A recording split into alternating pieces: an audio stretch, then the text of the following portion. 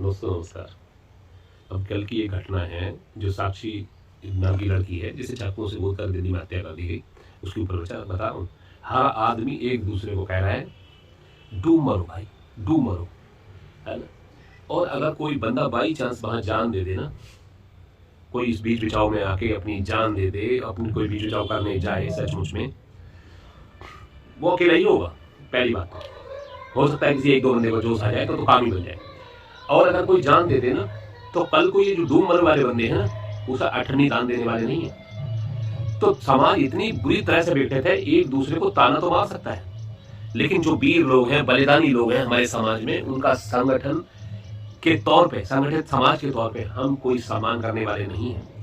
उनके आसपास के लोग, उनके जानने वाले, उनके रिश्तेदार जो भी मर गए, बलिदान हो गए, वो आज तक उनको मूर्ख और बेवकूफ ही कहते हैं कि बेकार ही मर गया बंदा। तो भाई जिस समाज में वीरों को सम्मान नहीं मिलता ना, जो उनका यथोचित स्थान है समाज में नहीं मिलेगा। भाई वीर हैं वो अपने लिए हैं, लेकिन सबको सम्मान की जरूरत होती है आफ्टर डेथ। भाई उनके परिवारों को सपोर्ट नहीं मिलेगा, कोई संगठन खड़ा नहीं, और वो सपोर्ट तब तक नहीं मिलेगा जब तक कोई संगठन नहीं खड़ा है। ये जो तुम्हारे बाबा चोरू चक्के दुनिया भर के है ना, जिन्होंने अपने अपने अपने एक कल्ट बन गए, भाई ये समझो किसी की व्यक्ति पूजा सबसे खतरनाक चीज होती है। वो राजनीति में तो तुम रोज रोज कहानियां सुनते रहते हो कि भाई व्यक्ति पूजा, व्यक्ति पूजा।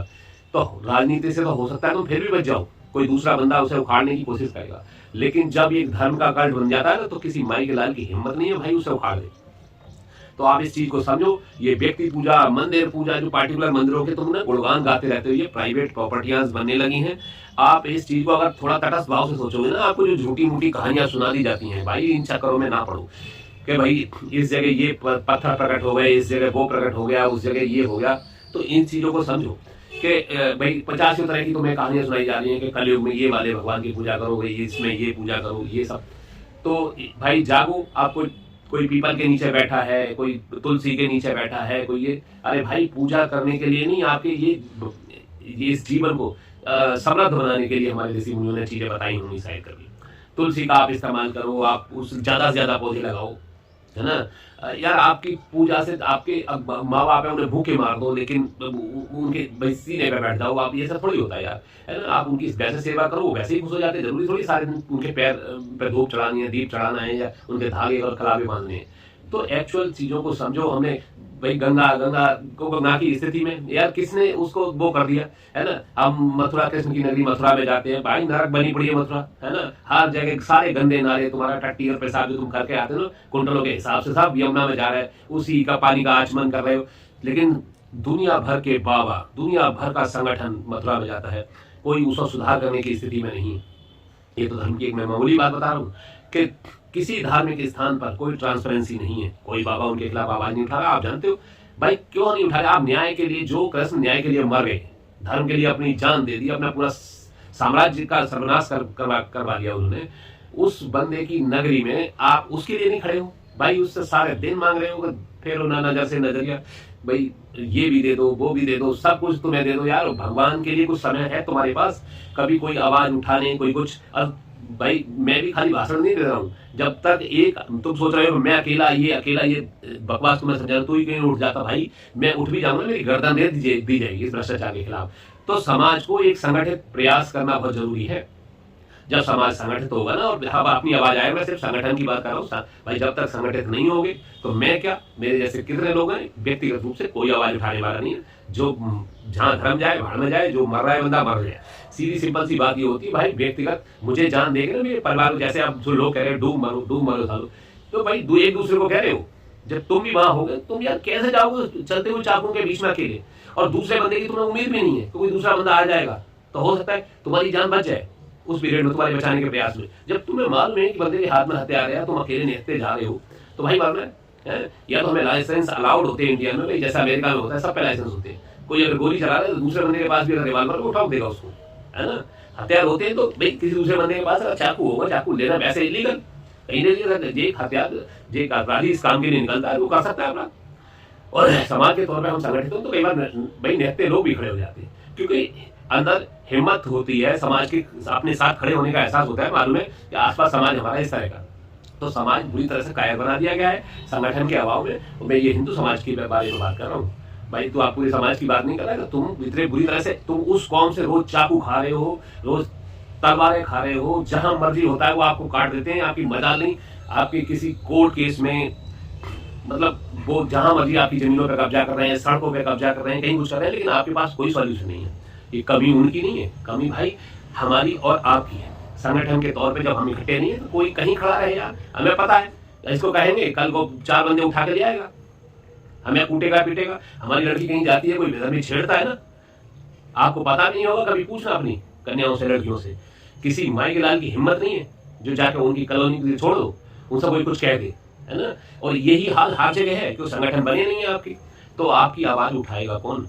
हालत यह है कि जब तक आप संगठित नहीं हो, आप किसी तुलसी की, किसी गंगा मैया की, किसी भगवान के मंदिर में जाके, कोई सिद्धपीठ में जाके जो मर्जी कर लो, पुण्य भाई साहब आपको समाज के संगठित होने से मिलता है।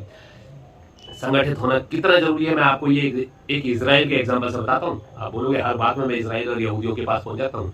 भाई आपको दुनिया में उस धर्म ने और उस देश ने सिखाया है, इस भाई ये पूरे का पूरा का मुस्लिम वर्ल्ड परेशान है उस बंदे से, वो जहां चाहता है और अपनी शर्तों पे इनको ठोंकता है, पीटता है और ठीक करता है।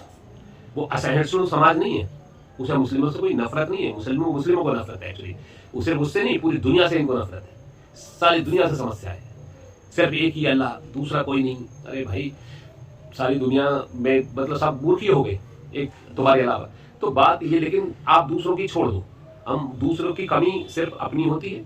जब आप समाज के तौर पर संगठित थे, चाणक्य के समय में हमारे जो पुराने राजा थे, चोल थे, कोई भी थे, तब भी जब भी देख लो, जब समाज संगठित था, उन्होंने अपने लोगों को एक किया।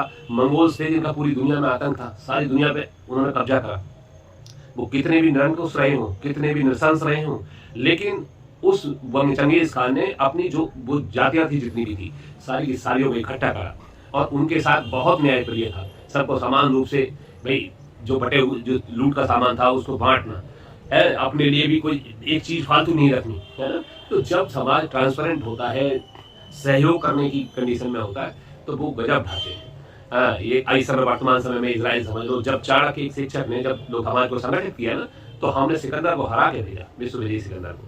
तो यार जीत समाज के जैसे ही संगठन होता है तो अच्छे लोग सामने आने लग जाते हैं, और जब संगठित नहीं होता तो चोर उचक्के बेईमान डाकू जो दबंग किस्म के लोग होते हैं ना, उन्होंने बेईमानी करनी होती है, पर्सनल स्वार्थ, और सारा हिंदू समाज धार्मिक से लेके राजनीतिक से लेके सब अपने निजी स्वार्थों में लगा हुआ है। भाई इस चीज को समझो, जब तक समाज के तौर पे आप संगठित नहीं होंगे, लोग हम सभी बेईमान होते हैं यार, मैं भी और आप भी। जब भी मौका लगेगा आप बेईमानी करोगे, जब मौका लगेगा मैं बेईमानी करूंगा, लेकिन जब हम एक दूसरे की टोका टाकी करेंगे ना तो किसी की हिम्मत नहीं होती।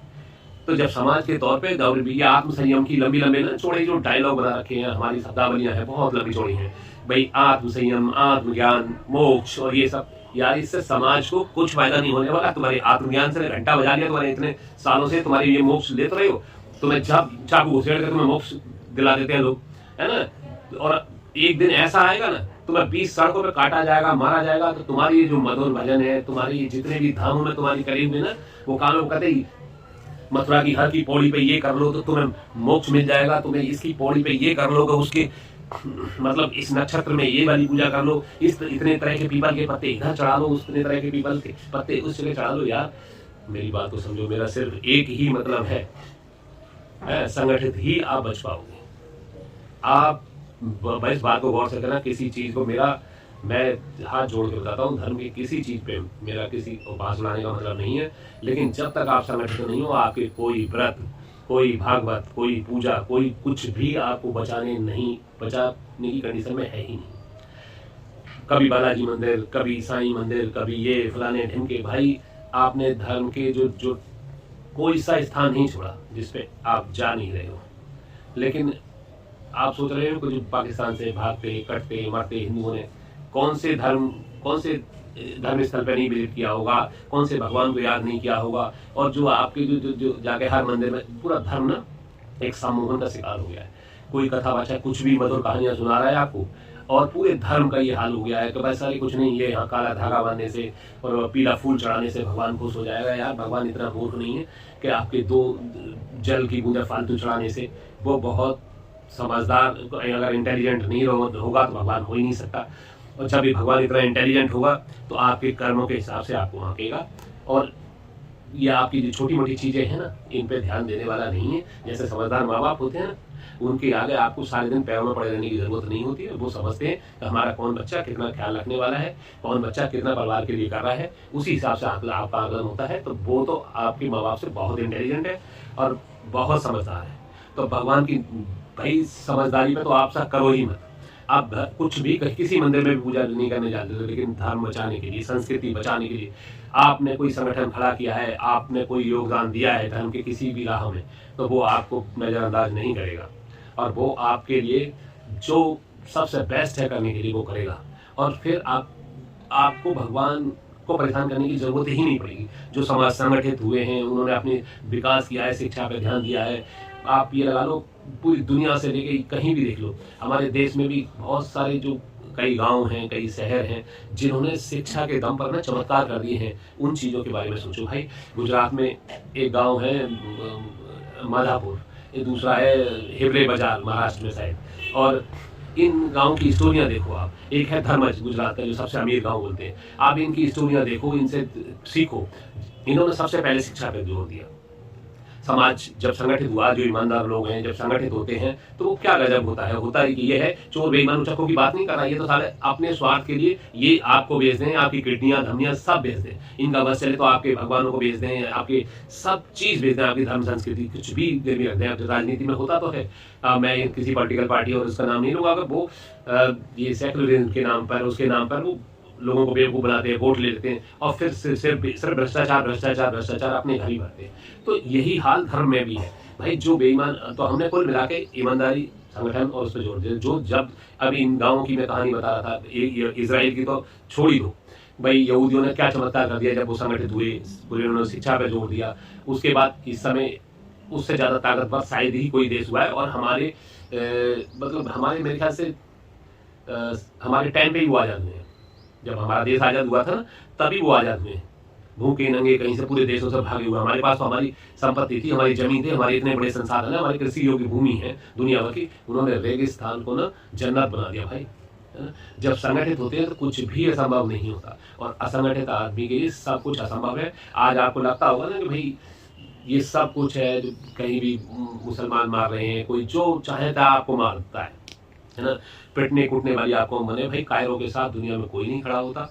तो कुल मिला के इस बात को समझो कि आपको भाई खुद को शक्तिमान, मतलब शक्ति संपन्न बनाना है। तो शक्ति संपन्न तभी होगी जब साहस होगा हम पे भ्रष्टाचार से लड़ने का, जितना जो समाज में हो रहा है। और साहस तभी आएगा जब हम संगठित होंगे। तो घुमा फिरा के सारी बात ये आ रही है, संगठित जब हम होंगे, ईमानदारी से इकट्ठे होंगे, तो सॉल्यूशन भी ईमानदारी वाले होंगे, है ना। या आप किसी भी भगवान के आगे, मैं हर बार यही कहता हूँ भाई, कितना ही रो लो, कितना ही बिलख लो, कितना ही चीख लो, कितना ही बोलो, यार आपके कर्मों के हिसाब से आपको